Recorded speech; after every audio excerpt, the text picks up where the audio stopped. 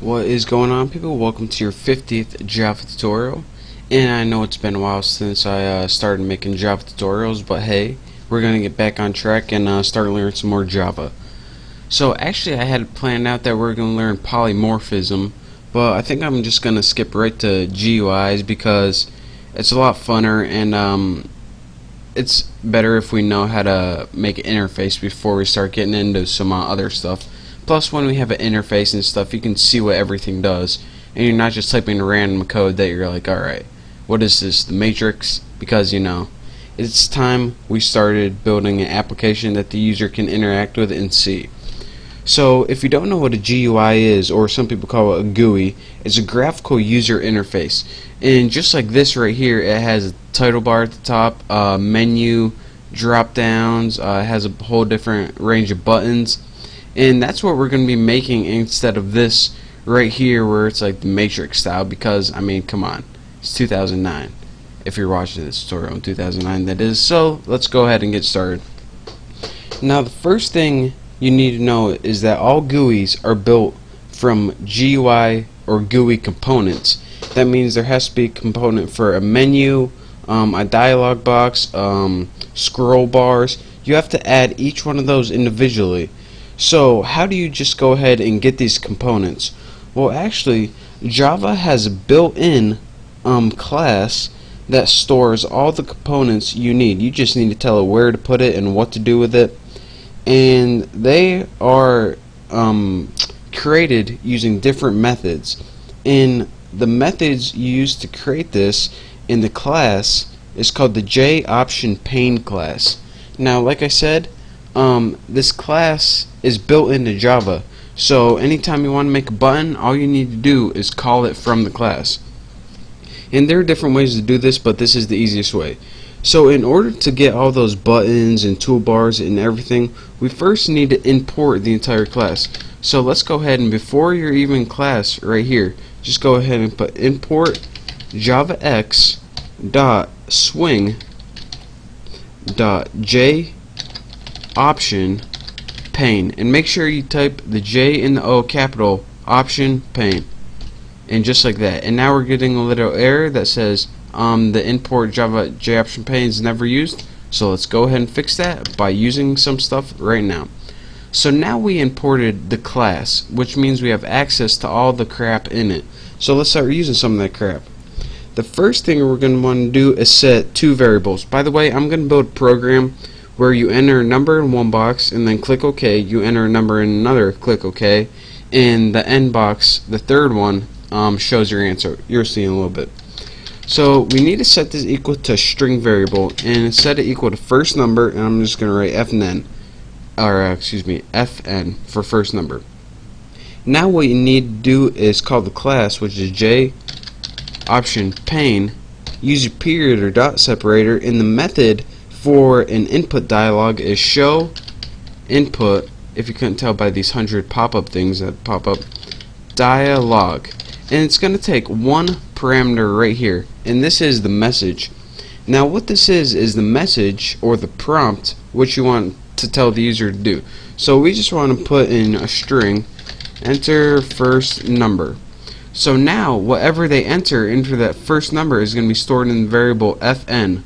So now we need a second number, so let's go ahead and copy this, press enter, paste it, and let's just set string second number, and we'll just put enter second number right there. Make sure I got my whatever it's called, semicolon, and let's go ahead and move this over here because just because I feel like it. Now here's a little thing that you need to know. Every time they enter something in here, show input dialog method only is able to get a string. So we can't add strings. Strings are pretty much letters and numbers that it doesn't see as a number.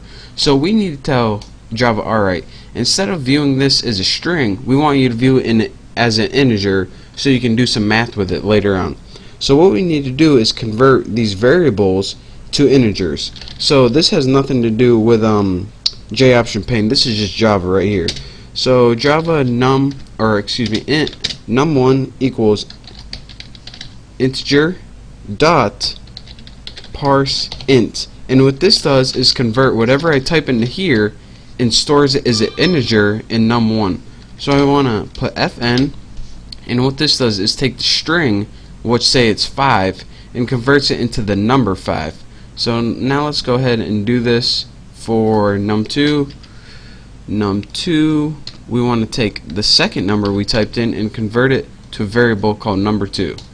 So now the last thing we need to do is just show the sum. So before we even do that, let's just add the sum.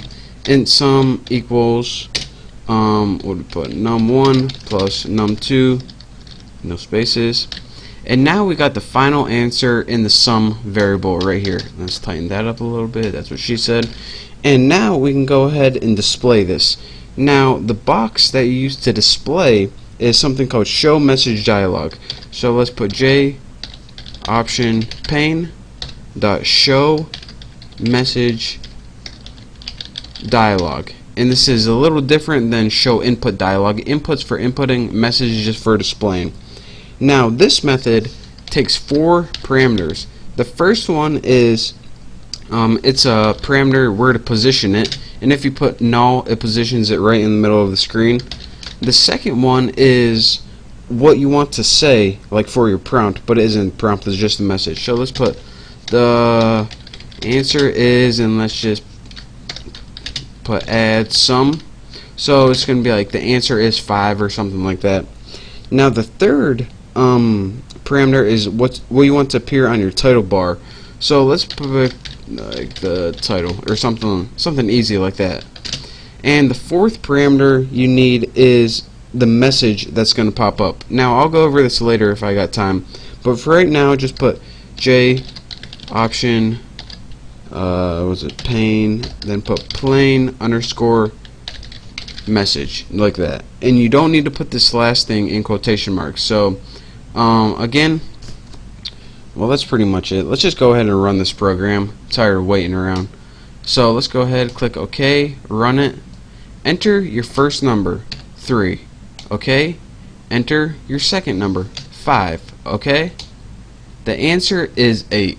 And now I can talk you through this one more time. So now once we go ahead and run this, what we're getting is this very first thing, the show input dialog, and it says enter your first number, and we're going to go ahead and enter 4, press OK. Now once we press OK, it stores that 4 in fn variable right there, and also it allows us to move on to this other show input dialog. It doesn't move on until you complete the show input dialog. So enter your second number, 6. Okay.